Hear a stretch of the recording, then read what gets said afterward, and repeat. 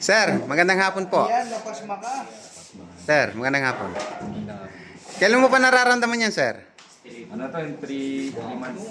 3 months yung dugo ko na talaga. Kaso ngayon hindi siya ma-person natin yung pagkanumiya po kayo ng biglang. Pasma po, kailangan niya mag-steam yan. Hindi mo hindi diretso. Oo, nandun na tayo. Ang permis lang dyan, kasi hindi nakukuha niya kanina.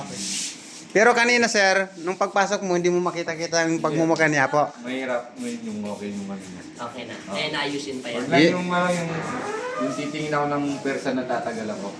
Parang bababa pa siya yung ano niya. Hindi ko lakap po na. Ang sakit mo naman sa spiritual ay kapre, ngayon, meron kang mga ugat na namamaga. Physical niya kasi yun. Dahil yun sa pagod at puyat niya. At nagbabasa siya ng mata. Hindi niya pinagpapahinga. Okay na?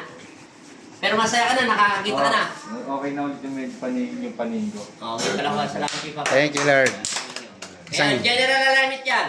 Sige, sir. Bye-bye. Isang session pa lang. Okay na ang pakiramdam mo. Bye-bye, sir. Thank you, Lord. Bawasan mo Bye-bye. para sa mo yung ano, yung Thank you po, Lord. pagbabasa ng mata. Bye-bye. Ha?